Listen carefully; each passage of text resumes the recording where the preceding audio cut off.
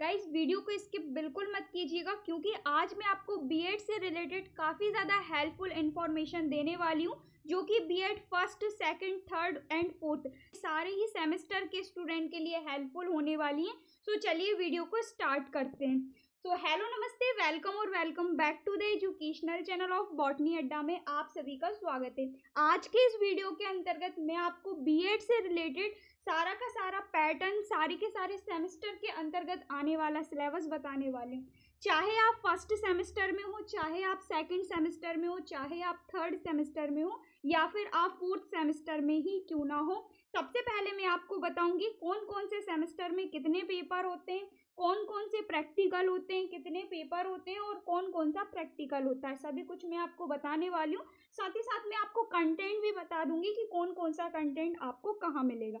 ठीक है, तो चलिए स्टार्ट करते हैं। सबसे पहली बात, आपका जो बीएड है वो 2 ईयर का कोर्स होता है। फिलहाल में यदि देखा जाए तो काफ़ी सारे फेक न्यूज़ भी उड़ रही हैं कि जो बीएड है वो आपका 4 साल का हो गया है। हाँ जी, ये भी कहीं ना कहीं सही है क्योंकि जो बीएड है वो आपका 4 साल का हो गया है, लेकिन जो आपके स्पेशल लोग बाग हैं, जो आपके पीडब्ल्यूडी यानी विकलांग जो लोग बाग हैं, उनके लिए फिलहाल में बीएड 4 ईयर का कर दिया गया है। लेकिन अभी कोई ऐसी करेक्ट इन्फॉर्मेशन नहीं आई है कि सभी के लिए बीएड 4 ईयर का हो गया है। तो जैसे ही इसका सिलेबस चेंज होगा या फिर जैसे ही कुछ करेक्ट इन्फॉर्मेशन आएगी तो मैं आपको एक अलग से वीडियो बनाकर अपलोड कर दूंगी। ठीक है, तो अभी जो स्टूडेंट रनिंग में हैं या फिर फर्स्ट ईयर में उन्होंने या फिर फर्स्ट सेमेस्टर में उन्होंने जो है वो एडमिशन ले लिया है, या फिर आप सेकंड सेमेस्टर में या थर्ड में या फोर्थ में किसी भी सेमेस्टर में क्यों ना हो, सभी के लिए अभी जो है वो बीएड 2 ईयर का होता है। ठीक है, तो बीएड की फुल फॉर्म होती है बैचलर ऑफ एजुकेशन, जैसा कि आप सभी जानते हैं। तो एक एक करके मैं आपको चारों ही सेमेस्टर की जो है वो इन्फॉर्मेशन देने वाली हूँ।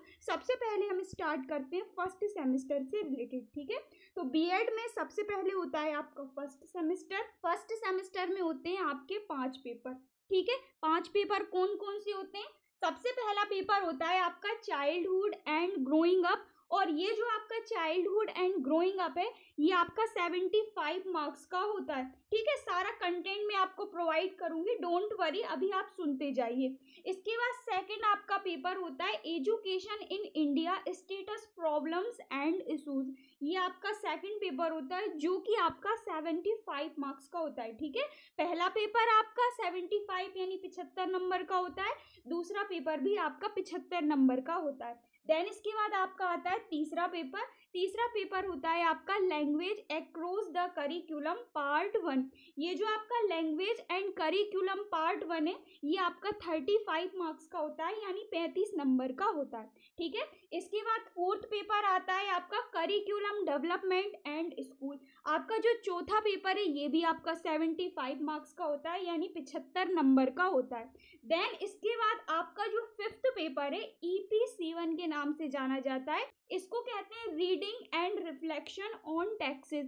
इसका काफ़ी सारी यूनिवर्सिटी में पेपर होता है 30 नंबर का, और काफ़ी सारी यूनिवर्सिटी में इसका प्रैक्टिकल यानी ओरल पूछ लिया जाता है। जैसे कि बरकतुल्लाह यूनिवर्सिटी, यहाँ पे जो है वो आपका प्रैक्टिकल नहीं होता, यहाँ पे आपका जो है वो 30 नंबर का पेपर होता है। ठीक है, और काफ़ी सारी यूनिवर्सिटी में इसका प्रैक्टिकल ले लिया जाता है, बट मैक्सिमम जो यूनिवर्सिटी है वहाँ पे जो फिफ्थ पेपर है reading and reflection on taxes, इसका जो है वो पेपर होता है जो कि आपका 30 नंबर का होता है। ठीक है, तो इस टाइप से यदि देखा जाए तो 290 नंबर के आपके पेपर ही पेपर होते हैं फर्स्ट सेमेस्टर के अंतर्गत, और आपका जो टोटल फर्स्ट सेमेस्टर है वो आपका 400 नंबर का होता है। ठीक है, इसके अलावा जो आपके 110 नंबर है इसके अंतर्गत आपके सीसी आ जाते हैं, इसके अंतर्गत आपका प्रैक्टिकल एक आ जाता है। ठीक है, जो कि आपके 110 नंबर है ये पूरे के पूरे आपके कॉलेज के ऊपर डिपेंड करते हैं 110 नंबर। बाकी जो 290 नंबर है ये आपके ऊपर डिपेंड करते हैं क्योंकि इसका जो है वो पेपर होता है। ठीक है, तो इससे रिलेटेड आपका जो फर्स्ट सेमेस्टर है वो 400 नंबर का होता है, जिसमें आपके 290 नंबर के एग्जाम होते हैं जो कि आपके एक्सटर्नल होते हैं। इसके बाद जो आपका 110 नंबर है ये आपका इंटरनल होता है, इसके अंतर्गत आपके टेस्ट होते हैं काफ़ी सारे, सीसी होते हैं काफ़ी सारे, और काफ़ी सारे जो आपकी यूनिवर्सिटी हैं वहाँ पर प्रैक्टिकल भी होता है आपका 5th पेपर का, ठीक है। तो 110 नंबर आपके इंटरनल होते हैं। तो आई होप आपको फर्स्ट सेमेस्टर से रिलेटेड सारे डाउट क्लियर हो गए होंगे। अब बात आती है इसके सिलेबस की और इसके कंटेंट की। तो गाइज इसका जो सिलेबस है फर्स्ट सेमेस्टर का, डिस्क्रिप्शन में मैंने आपको लिंक दे दिए, वहाँ पर क्लिक करके डायरेक्ट आप देख लेना। इसका डिटेल में मैंने आपको सिलेबस एक्सप्लेन किया हुआ है हर एक पेपर का बढ़िया तरीके से, अच्छे तरीके से, ठीक है। अब बात आती है फर्स्ट सेमेस्टर की प्रीवियस ईयर क्वेश्चन पेपर की। तो फर्स्ट सेमेस्टर के जितने भी प्रीवियस ईयर क्वेश्चन पेपर है वो भी मैंने आपको एक्सप्लेन कर दिए। डिस्क्रिप्शन में आप जाओगे, लिंक मिल जाएगी 2nd नंबर पे, वहाँ पर आपको जो है वो प्रीवियस ईयर क्वेश्चन पेपर देख लेना, ठीक है। अब बात आती है मोस्ट इम्पॉर्टेंट क्वेश्चन पे।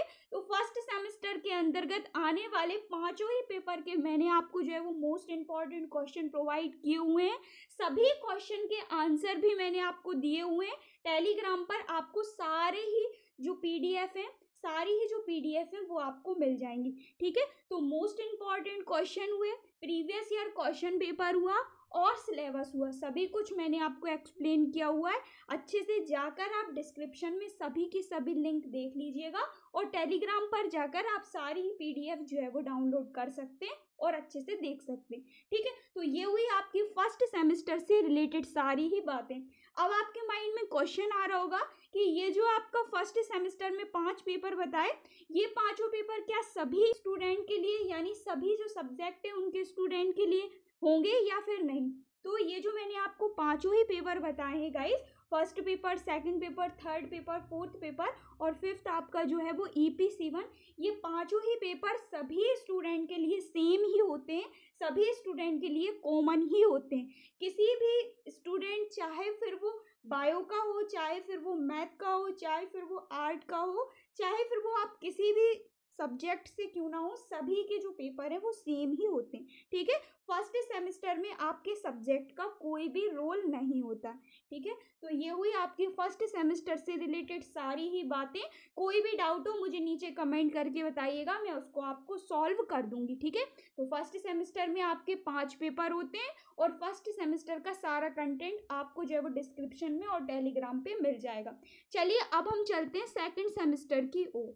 तो जो आपका 2nd सेमेस्टर होता है, फर्स्ट सेमेस्टर को जब आप पास आउट कर लेंगे तो आप आ जाएंगे 2nd सेमेस्टर के अंतर्गत। तो जो आपका 2nd सेमेस्टर होता है इसके अंतर्गत आपके 4 पेपर होते हैं, यानी 4 पेपर होते हैं, ठीक है। अब बात आती है कौन कौन से पेपर होते हैं। तो जो आपका 2nd सेमेस्टर होता है इसके अंतर्गत सबसे पहला पेपर होता है आपका लर्निंग एंड टीचिंग। तो जो आपका लर्निंग एंड टीचिंग है ये आपका 75 मार्क्स का होता है, यानी 75 नंबर का होता है, ठीक है। इसके बाद आता है आपका 2nd paper, pedagogy of a school subject part 1।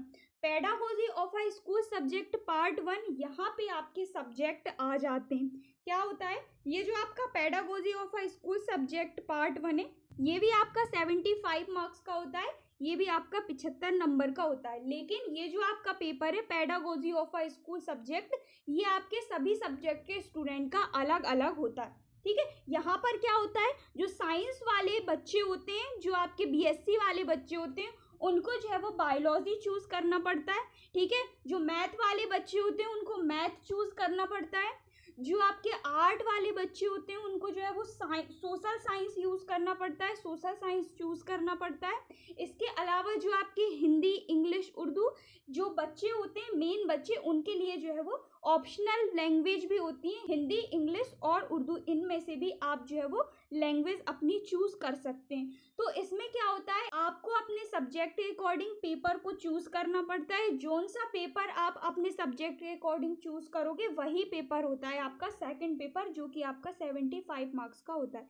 जैसा कि मैंने आपको बताया, साइंस वाला बच्चा बायोलॉजी चूज करेगा, मैथ वाला बच्चा मैथ चूज करेगा, आर्ट वाला बच्चा सोशल साइंस चूज करेगा, कॉमर्स वाला बच्चा आपका हिंदी, इंग्लिश और उर्दू में से चूज कर सकता है, ठीक है। और उसको जो है वो सोशल साइंस का भी ऑप्शन होता है। तो आई होप आपको क्लियर हुआ होगा। इसके बाद इसमें आपका जो है वो संस्कृत का भी ऑप्शन होता है। आप संस्कृत भी चूज कर सकते हैं यदि आपको हिंदी, इंग्लिश या उर्दू में से, इन तीनों लैंग्वेज में से यदि आपको कोई भी लैंग्वेज पसंद नहीं आई तो काफ़ी सारी यूनिवर्सिटी में संस्कृत का भी ऑप्शन होता है।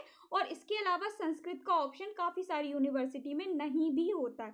ठीक है, तो संस्कृत इतनी ज़्यादा खास नहीं होती और इतनी ज़्यादा खास काफ़ी सारी यूनिवर्सिटी में मानी भी नहीं गई है। ठीक है, इसके बाद सेकंड पेपर हो गया आपका pedagogy of a school subject part 1, जो कि आपका 75 नंबर का होता है और सभी स्टूडेंट के सब्जेक्ट के हिसाब से ये आपका सेकंड पेपर होता है सेकंड सेमेस्टर के अंतर्गत। इसके बाद आता है आपका थर्ड पेपर। तो जो आपका थर्ड पेपर है इसका नाम है pedagogy of a school subject part 2। तो जो आपका pedagogy of school subject part 2 है ये आपका 75 मार्क्स का होता है। यहाँ पे भी क्या होता है, यहाँ पे भी आपके सब्जेक्ट आ जाते हैं। यहाँ पे क्या होता है, जो आपके बायोलॉजी वाले स्टूडेंट हैं उनका फिजिकल साइंस आ जाता है, जो मैथ वाले बच्चे हैं उनका भी फिजिकल साइंस आ जाता है, जो आर्ट वाले बच्चे हैं उनका हिस्ट्री और सिविक्स आ जाता है, जो कॉमर्स वाले बच्चे हैं उनका ज्योग्राफी और इकोनॉमिक्स आ जाता है। ठीक है, तो जो आपका थर्ड पेपर है यहाँ पे भी सब्जेक्ट का इम्पॉर्टेंट रोल होता है और यहाँ पे भी आपको जो है वो सब्जेक्ट चूज करने पड़ते हैं, जैसा कि मैंने आपको बताया। यहाँ पे क्या होता है, जो साइंस वाले और मैथ वाले बच्चे हैं उनका पेपर ओनली ऑन सेम होता है, क्योंकि उनका पेपर होता है फिजिकल साइंस, और जो फिजिकल साइंस है वो मैथ वाले बच्चे और साइंस वाले बच्चे दोनों का सेम ही होता है। इसके बाद जो आर्ट वाले बच्चे हैं और जो कॉमर्स वाले बच्चे हैं उनमें आ जाता है ज्योग्राफी, हिस्ट्री और सिविक्स। ठीक है, और ये जो आपका थर्ड पेपर है pedagogy of a school subject part 2 ये आपका 75 मार्क्स का होता है। आशा करती हूँ आपको क्लियर हुआ होगा। इसके बाद आता है आपका फोर्थ पेपर। तो जो आपका फोर्थ पेपर है इसका नाम है language across the curriculum part 2, और ये जो आपका language across the curriculum part 2 है ये आपका 35 मार्क्स का होता है, यानी 35 नंबर का होता है, जो कि सभी सब्जेक्ट के स्टूडेंट का कॉमन पेपर होता है। ठीक है, तो ये हुआ आपका सेकंड सेमेस्टर से रिलेटेड 4 पेपर। इसके बाद आता है आपका EPC2 drama art in education. तो ये जो आपका EPC2 drama art and education है ये आपका प्रैक्टिकल होता है, इसका कोई भी पेपर नहीं होता है। ये सभी यूनिवर्सिटी में आपका drama and art in education ये आपका प्रैक्टिकल होता है, और ये जो आपका प्रैक्टिकल है ये आपका 30 नंबर का होता है और 20 नंबर का होता है, टोटल आपका 50 नंबर का होता है। ठीक है, तो ये हुई सारी बातें आपकी सेकंड सेमेस्टर से रिलेटेड। अब मैं आपको बताती हूँ इसका कंटेंट और इसके सिलेबस के बारे में। तो सेकंड सेमेस्टर का जो कंटेंट है उसके अंतर्गत सबसे पहली बात, सेकंड सेमेस्टर का जो सिलेबस है उसको मैंने आपको पूरा का पूरा खोल के एक्सप्लेन किया हुआ है। डिस्क्रिप्शन में आपको लिंक मिल जाएगी, देख लीजिएगा। मैंने आपको जो है वो PDF भी अपलोड किया हुआ है। ठीक है, सेकंड सेमेस्टर का सिलेबस आप चेक कर लेंगे। इसके बाद बात आती है सेकंड सेमेस्टर के प्रीवियस ईयर क्वेश्चन पेपर की। तो सेकंड सेमेस्टर के जो प्रीवियस ईयर क्वेश्चन पेपर है वो भी मैंने आपको एक एक करके एक्सप्लेन किए हुए हैं, और PDF आपको जो है वो टेलीग्राम पर मिल जाएगी। इसके बाद बात आती है मोस्ट इंपॉर्टेंट क्वेश्चन की। तो सेकंड सेमेस्टर के मोस्ट इंपॉर्टेंट क्वेश्चन भी मैंने आपको एक्सप्लेन किए हुए हैं, और जो मैं आपको मोस्ट इंपॉर्टेंट क्वेश्चन देती हूँ उन्हीं में से आपके जो है वो क्वेश्चन पूछे जाते हैं हर बार, और इस बार भी पूछे गए थे। ठीक है, तो मोस्ट इंपॉर्टेंट क्वेश्चन भी आप कवर कर लीजिएगा। इसके अलावा जो मैं आपको मोस्ट इंपॉर्टेंट क्वेश्चन देती हूँ उसके आंसर की जो PDF है वो मैं आपको टेलीग्राम पर अपलोड कर देती हूँ, तो वहां से जाकर आप टेलीग्राम पर डाउनलोड कर लीजिएगा और अच्छे से पढ़ लीजिएगा। ठीक है, तो इस टाइप से होता है आपका सेकंड सेमेस्टर, जिसमें आपके 4 पेपर होते हैं। ठीक है, यदि हम एक्सटर्नल बात करें तो जो आपका सेकंड सेमेस्टर है इसके अंतर्गत एक्सटर्नल आपका 290 नंबर के पेपर होते हैं, और यदि हम इंटरनल बात करें यानी कि जो आपका इंटरनल होता है जिसमें आपके CC वगैरह आ जाते हैं, प्रैक्टिकल वगैरह आ जाते हैं, वो आपके 110 नंबर के होते हैं। और टोटल आपके सेकंड सेमेस्टर की यदि हम बात करें तो टोटल आपका सेकंड सेमेस्टर होता है 400 नंबर का। ठीक है, ये कोई एक यूनिवर्सिटी का मैं आपको पैटर्न नहीं बता रही हूँ, ये सभी यूनिवर्सिटी का पैटर्न है जो कि B.Ed के अंतर्गत होता है और सभी स्टूडेंट का और सभी यूनिवर्सिटी का कॉमन ही होता है। ठीक है, तो ये हुई आपके फर्स्ट सेमेस्टर और सेकंड सेमेस्टर की बात। अब हम चलते हैं थर्ड सेमेस्टर की ओर।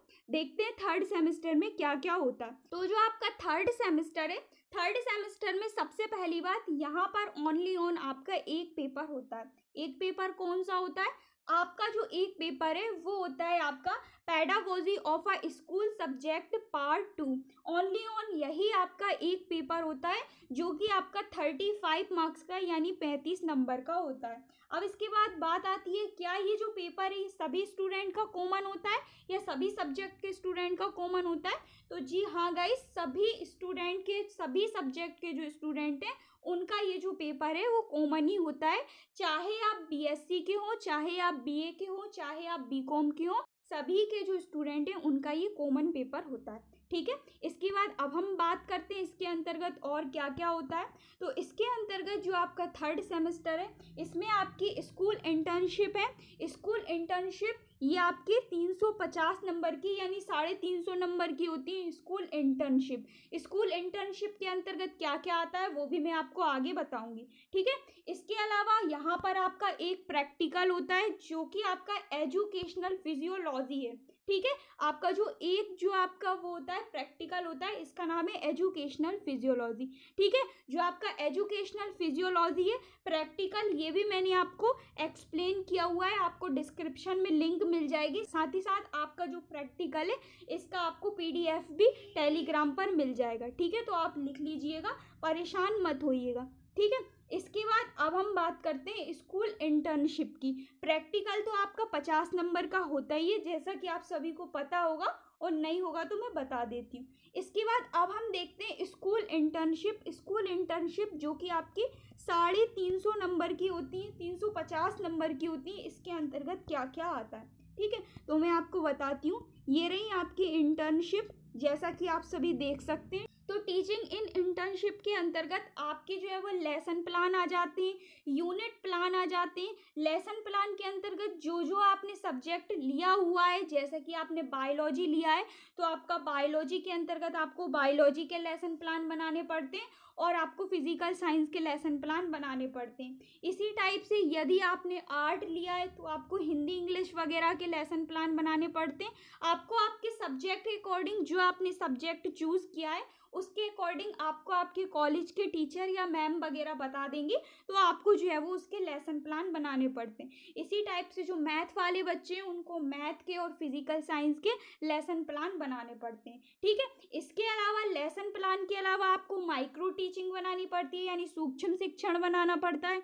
आपको किसी एक सेपरेट बच्चे की केस स्टडी बनानी पड़ती है। ठीक है, आपको अंतिम पाठ योजनाएं भी बनानी पड़ती है। 2 आपको अंतिम पाठ योजनाएं बनानी पड़ती हैं जो कि आपकी अलग अलग सब्जेक्ट की होती है, जो जो सब्जेक्ट आपने चूज किए हैं सेकंड सेमेस्टर के अंतर्गत। ठीक है, तो उन सेमेस्टर के अंतर्गत जो जो आप सब्जेक्ट चूज करते हैं थर्ड सेमेस्टर में, वही आपको जो है वो इंटर्नशिप के अंतर्गत मटेरियल बनाना पड़ता है। ठीक है, आई होप आपको क्लियर हुआ होगा। ये सारा मैंने आपको जो मटेरियल बताया, lesson plan, unit plan, case study, micro teaching, ये सभी होती हैं आपकी 350 नंबर की। ठीक है, अब बात आती है कि ये जो 350 नंबर है ये सब कुछ हम लिखें कैसे। तो गाइज इसकी जो लेसन प्लान है वो भी मैंने आपको चैनल पर अपलोड कर दी है, यूनिट प्लान भी मैंने आपको चैनल पर अपलोड कर दी है, माइक्रो टीचिंग भी मैंने आपको चैनल पर अपलोड कर दी है, केस स्टडी भी मैंने आपको चैनल पर अपलोड कर दिए। सभी की लिंक मैंने आपको डिस्क्रिप्शन में दे दी है, जाकर आप चेक कर लीजिएगा। ठीक है, अब बात आती है थर्ड सेमेस्टर के सिलेबस की, इंपॉर्टेंट क्वेश्चन की और प्रीवियस ईयर क्वेश्चन पेपर की। तो इंपॉर्टेंट क्वेश्चन, सिलेबस और प्रीवियस ईयर क्वेश्चन पेपर सभी कुछ मैंने आपको जो है वो चैनल पर अपलोड कर दिया है। डिस्क्रिप्शन में लिंक दे दिए, चेकआउट कर लीजिएगा, सब कुछ आपको मिल जाएगा और सारी पीडीएफ आपको टेलीग्राम पर मिल जाएंगी। ठीक है, तो इस टाइप से होता है आपका थर्ड सेमेस्टर, जिसके अंतर्गत आपका एक पेपर होता है जो कि आपका pedagogy of a school subject part 2। आशा करती हूँ आपको क्लियर हुआ होगा। चलिए अब हम आगे की ओर बढ़ते हैं और देखते हैं फोर्थ सेमेस्टर। तो जो आपका फोर्थ सेमेस्टर है, फोर्थ सेमेस्टर के अंतर्गत सबसे पहली बात, इसमें आपके 4 पेपर होते हैं। कौन कौन से पेपर होते हैं? सबसे पहला पेपर होता है आपका जेंडर, स्कूल एंड सोसाइटी। सभी के जो स्टूडेंट हैं, सभी के जो सब्जेक्ट के स्टूडेंट हैं, सभी के सेम पेपर होते हैं, ठीक है। फोर्थ सेमेस्टर के अंतर्गत ओनली एक पेपर है जिसमें आपको सब्जेक्ट चुनना पड़ता है, जो कि मैं आपको बताऊंगी। जेंडर, स्कूल एंड सोसाइटी, ये आपका 75 नंबर का होता है, याद रखिएगा। इसके बाद सेकंड पेपर है आपका एजुकेशनल टेक्नोलॉजी, इसको ICT के नाम से भी जाना जाता है। ये भी सभी सब्जेक्ट के स्टूडेंट का कॉमन पेपर होता है, ये आपका 75 मार्क्स का होता है।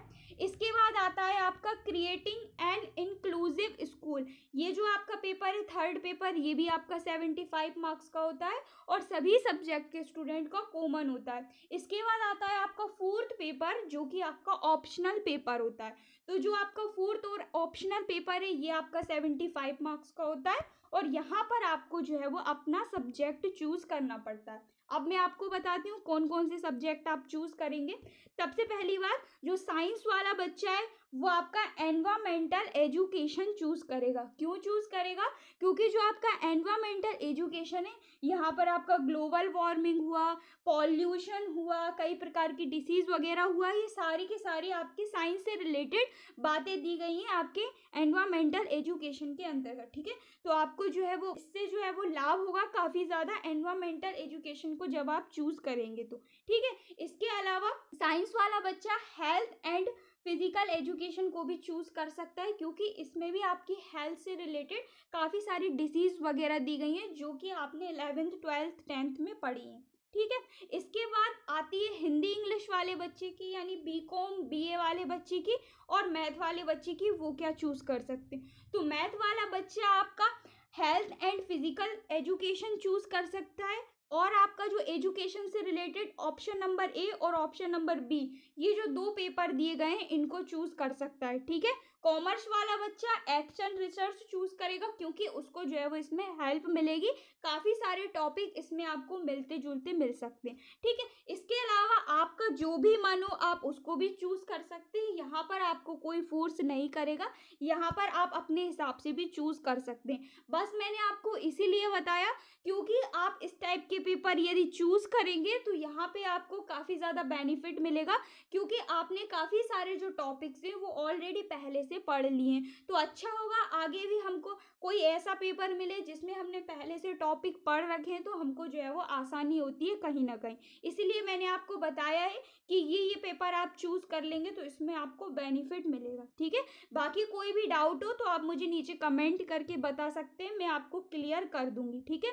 तो ये होता है आपका फोर्थ पेपर, जो कि आपका ऑप्शनल होता है, और इसके अंतर्गत ये जो आपका ऑप्शनल पेपर है ये आपका 75 मार्क्स का होता है, ठीक है। इसके बाद यदि हम बात करें फोर्थ सेमेस्टर में, तो फोर्थ सेमेस्टर में आपके दो प्रैक्टिकल होते हैं, EPC थर्ड और EPC fourth, understanding the self और अंडरस्टैंडिंग ऑफ ICT, ये दो आपके प्रैक्टिकल होते हैं जो कि आपके 50-50 नंबर के होते हैं। तो इस टाइप से टोटल जो आपका फोर्थ सेमेस्टर है वो आपको 500 नंबर को देखने को मिलेगा, यानी 500 नंबर का होता है आपका फोर्थ सेमेस्टर, जिसमें आपके 140 नंबर के प्रैक्टिकल और CC वगैरह होते हैं, और 360 नंबर आपके हाथों में होते हैं, क्योंकि 360 नंबर का आपको देखने को मिलेगा क्या, एग्जाम ही एग्जाम, ठीक है। ये जो नंबर है ये नंबर आपके जो है वो टीचर के हाथ में होते हैं, उनको देने पड़ते हैं 140 नंबर, और ये जो आपके 30 और 30 60 नंबर देखने को मिल रहे हैं ये भी आपके टीचर ही देते हैं, क्योंकि आपके 50-50 नंबर के दो प्रैक्टिकल होते हैं फोर्थ सेमेस्टर के अंतर्गत, ठीक है। तो ये हुई सारी इन्फॉर्मेशन आपकी फोर्थ सेमेस्टर से रिलेटेड। अब मैं आपको बताती हूँ फोर्थ सेमेस्टर के कंटेंट के बारे में। तो फोर्थ सेमेस्टर के अंतर्गत इसका न्यू सिलेबस, इसके मोस्ट इम्पॉर्टेंट क्वेश्चन और इसके प्रीवियस ईयर क्वेश्चन सभी कुछ आपको चैनल पर मिल जाएंगे। सारा कंटेंट की PDF आपको जो है वो टेलीग्राम पर मिल जाएगी, और डिस्क्रिप्शन में मैंने आपको लिंक भी दे दिया है, आप सभी कुछ चेकआउट कर लीजिएगा। तो आशा करती हूँ B.Ed से रिलेटेड सारे ही डाउट आपके क्लियर हो गए होंगे, और जो जो मैंने आपको इन्फॉर्मेशन बताई है सारी आपको जो है वो हेल्पफुल हुई होगी। B.Ed first semester, second semester, third semester and fourth semester, चारों ही सेमेस्टर के स्टूडेंट के लिए, ठीक है। सो मिलते हैं नेक्स्ट वीडियो में। यदि आप चैनल पर नए हो तो चैनल को सब्सक्राइब करना बिल्कुल मत भूलिएगा, क्योंकि ऐसी ही इंपॉर्टेंट इन्फॉर्मेशन मैं आपको जो है वो प्रोवाइड करती रहती हूँ और बताती रहती हूँ। ठीक है, तो मिलते हैं नेक्स्ट वीडियो में न्यू टॉपिक के साथ। इसका जो PDF है वो मैं आपको टेलीग्राम पर शेयर कर दूंगी, वहां से जाकर आप डाउनलोड कर लीजिएगा। So thank you so much for watching, keep on learning.